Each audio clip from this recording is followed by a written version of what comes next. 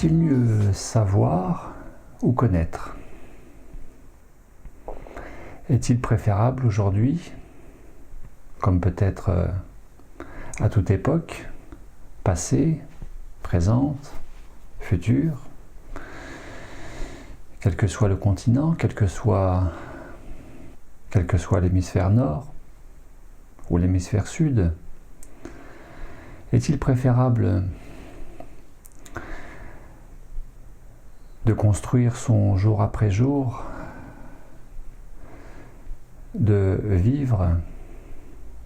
semaine, mois, année après année, plutôt guidé par le savoir ou la connaissance? Alors d'emblée, bien sûr, je remercierai ce Frédéric qui m'a très inspiré pour cette vidéo de ce jour. Et Frédéric qui est très intéressé par la nourriture en conscience, par la nourriture pranique, et qui se pose beaucoup de questions, qui plus est après avoir été en contact avec une personne pranique au sens propre. Cette personne pranique au sens propre qui a fait 2 fois 21 jours de processus en nourriture conscience, pause alimentaire, 2016 et 2017, et qui depuis septembre 2017 n'a plus besoin de s'alimenter de façon conventionnelle, hormis qu'elle partage, cette personne, elle partage avec sa petite famille 1 à 2 repas par semaine, ce qui est aussi ça, l'état pranique. Et malgré avoir été en contact avec cette personne pranique, et bien ce Frédéric qui se pose toujours autant de questions et qui épluche les livres orientés lumière, bien sûr, que ce soit d'un point de vue psychologique ou mythologique ou religieux, métaphysique, etc.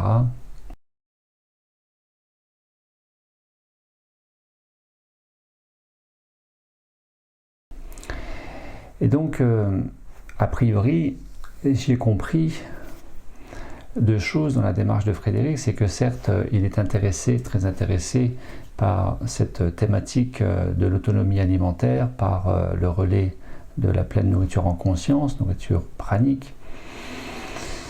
mais aussi quelque part, et dans une dynamique de vouloir comprendre un maximum les choses, comment ça se joue, comment ça se passe, entre une approche, une dynamique, une logique biologique et une approche, une dynamique, une logique non biologique qui est plutôt quantique. Raisonnement plutôt particulaire, la particule, plutôt ondulatoire, le mouvement, la vie. Mais aussi, Frédéric, il me semble, au travers de toute cette démarche, quelque part, révèle, exprime, voire trahit de lui-même un non-lâcher-prise, un contrôle, au-delà de vouloir comprendre, au-delà de vouloir apprendre, au-delà de vouloir s'enrichir et se libérer de ces conditionnements alimentaires et autres générés par la grande matrice. Eh bien, quelque part, Frédéric cherche aussi à se rassurer en comprenant bien les choses. Et c'est bien pour cela que je donne un maximum d'éléments dans toutes ces vidéos pour nourrir le côté cartésien, logique, terre à terre, entre guillemets terre à terre, de tout à chacun, par le biais du cerveau gauche, qui lui a besoin de savoir où est-ce qu'il va, bien sûr, parce que le cerveau gauche, c'est de ne croire que ce qu'il voit, et donc autant lui donner toute cette matière pour lui donner des repères, mais aussi que ces repères soient sécurisants, et ainsi qu'il puisse se lâcher vers l'inconnu que constitue le cerveau droit, schématiquement parlant, le cerveau droit relevant davantage de cette conscience intuitive. Et donc en termes de conscience, passer du connu, lié au savoir, à l'inconnu, lié à l'expérience. Et c'est vrai que ce n'est pas toujours très tranquille comme cheminement, que de s'autoriser à vivre des expériences, et je vous dirais dans tous les domaines de la vie possible, et pas simplement en termes de pause alimentaire, qui est déjà un défi et pour certaines personnes un exploit que d'être en pause alimentaire ne serait-ce qu'une journée par semaine, ou même une journée de temps en temps. En tout cas, passer du connu à l'inconnu, passer de la théorie à la pratique, c'est aussi s'exposer à une certaine dose d'insécurité avec soi-même et donc de confrontation ou d'exposition à ses propres peurs, parce qu'il est question à ce moment-là de quitter, reculer les limites de sa propre zone de confort. En réalité, c'est de cela dont il est question, entre savoir et connaître, car savoir, d'un point de vue phonétique, d'un point de vue allégorique, savoir ne serait que voir ça, ne serait que voir cela. Et donc, quelque part, constitue déjà une certaine limitation, restriction quant à ce que je peux voir uniquement et au regard aussi de ce que je pourrais voir par ailleurs et qui pourrait me faire élargir ma zone de confort et donc ma propre capacité à me réaliser, voire à me dépasser au-delà de mes propres limites en termes non plus uniquement de savoir mais de croyance. Peut-être que ne voir que ça, qui plus est sans l'avoir vécu, expérimenté, c'est aussi nourrir, voire renforcer toutes nos croyances qui, pour certaines, sont aussi limitantes. Or, connaître, c'est s'autoriser, non pas simplement à ne croire que ce que l'on voit, mais à voir ce que l'on croit. À voir ce que l'on croit comme étant réaliste, réalisable, possible, potentiel, probable. Et donc, plutôt que de faire comme la vieille Europe et surtout la vieille France, de trop souvent, face à un inconnu, de dire « mais non, c'est pas possible, ça ne marchera pas, mais non, tu rêves, t'es utopiste, mais non, voyons, reste bien les pieds sur terre, enfin, arrête tes histoires, c'est comme ça, c'est pas autrement, voilà, on n'y peut rien ». Vous avez absolument tous déjà entendu tout cela dans votre vie, tout autant que moi. Or, connaître, c'est faire l'expérience quelque part d'une renaissance, car c'est naître avec, co-naître, naître avec. Naître, c'est d'un point de vue symbolique, allégorique, phonétique, c'est au travers de ces expériences qui nous amènent vers un peu plus d'inconnus et inconnus qui deviennent connus, procéder d'un renouveau et d'élargir notre propre zone de confort en acceptant de se confronter à cette part d'inconnu que constitue cette expérience de vie qui va bien au-delà du fait de savoir uniquement et de nourrir les croyances. J'ai eu pour ma part toujours, autant que je m'en souvienne, toujours cette même politique avec moi-même qui était de ne pas rester dans le savoir et si possible de ne pas nourrir les croyances. Ça existe pas, c'est possible, c'est pas possible. Mais véritablement de faire mes expériences. Et c'est en cela que je redis régulièrement de ne jamais croire ce que je peux vous exprimer, vous témoigner, qui est avant tout un cheminement personnel avec moi-même, et qui n'est pas forcément le vôtre. Nous sommes tous à la fois uniques, différents et identiques, d'un point de vue quantique, d'un point de vue métaphysique. Nous sommes tous des étincelles différentes issues d'une même flamme, ou nous sommes tous des flammes différentes issues d'un même feu, le feu de la vie. Et donc, à ce titre, je remercierai jamais assez cette personne de mon entourage qui, fin 2011, m'a fait connaître ce documentaire DVD que vous connaissez tous, Lumière, que j'ai en termes de savoir, puisque ça ne rentrait pas dans mes cases, eh bien, je l'ai complètement rejeté, ce DVD Lumière, cette thématique de la nourriture pranique, de la nourriture en conscience. Et puis, je suis passé de crétin fini à crétin moyen, en m'accordant de dépasser cette croyance limitante, restrictive, et peut-être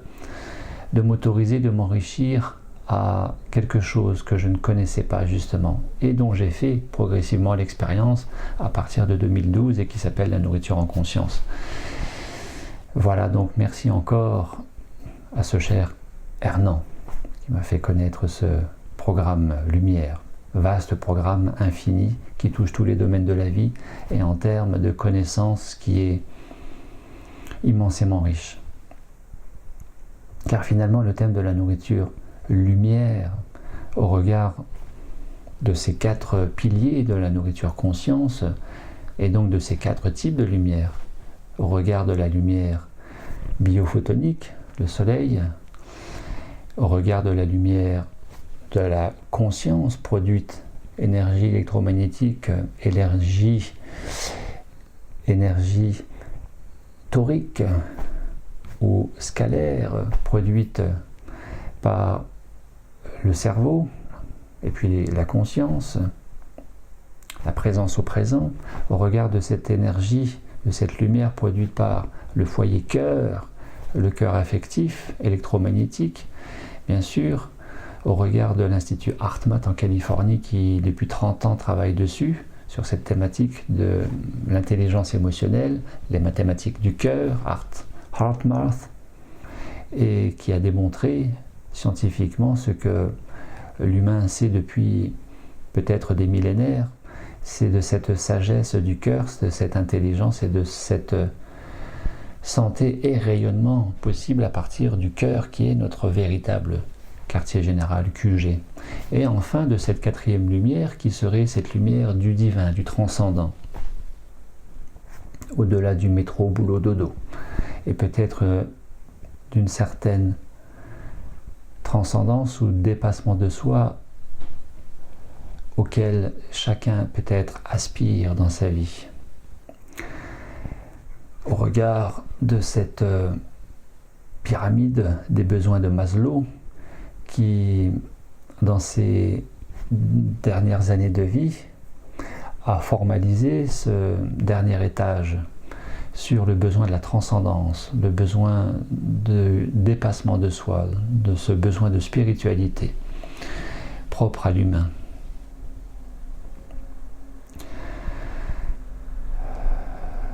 Alors Frédéric, merci pour m'avoir inspiré pour cette vidéo, et je n'ai qu'une chose à vous dire, c'est certes, c'est bien de comprendre, savoir, avoir ces données théoriques explicatives, mais rien ne remplace l'expérience. Rien ne remplacera jamais le fait de s'autoriser à connaître grâce au lâcher-prise, grâce à l'accueil, à l'acceptation et au fait de se laisser traverser par ses propres peurs, zones d'insécurité, et de se rendre compte que au-dessus et au-delà du ciel très nuageux, peut-être chez certaines personnes, eh bien, il y a toujours le ciel bleu et le soleil qui brille complètement, intégralement.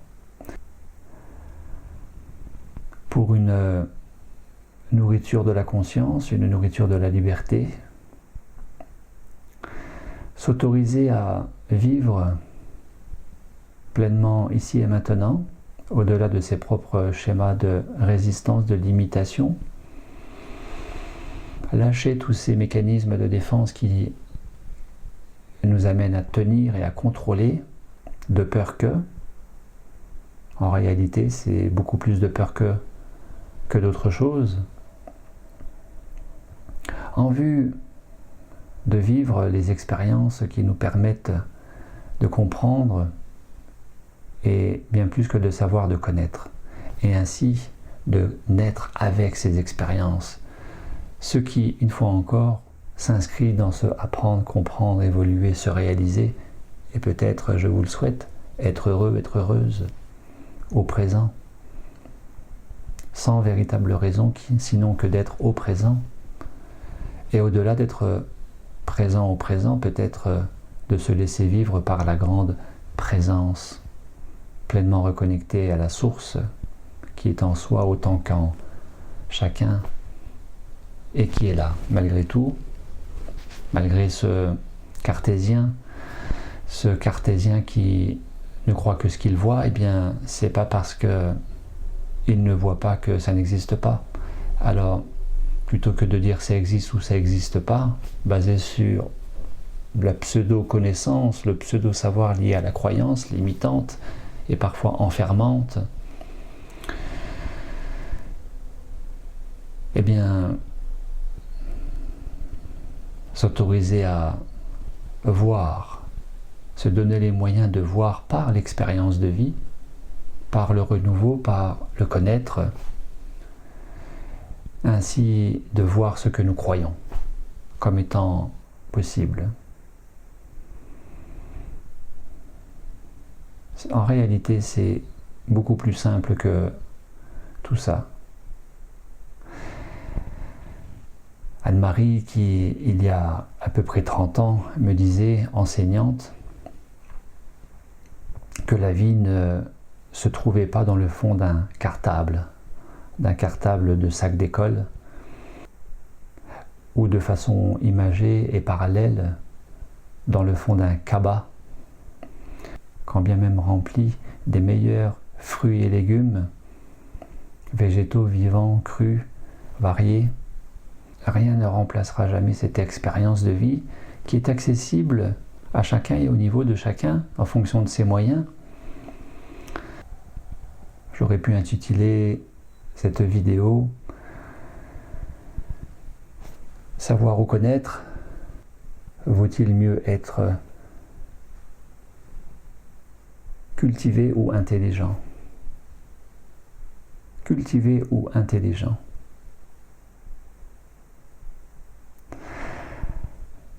En philosophie, en terminale, le prof de philosophie nous avait demandé de donner une définition de qu'est-ce qu'était l'intelligence. Qu'est-ce que serait l'intelligence pour vous? Pour moi, en tout cas, la définition que j'en avais donnée dans ce cours de philosophie était que l'intelligence est la capacité à s'adapter. Sommes-nous à même de nous adapter au mieux dans notre vie de tous les jours,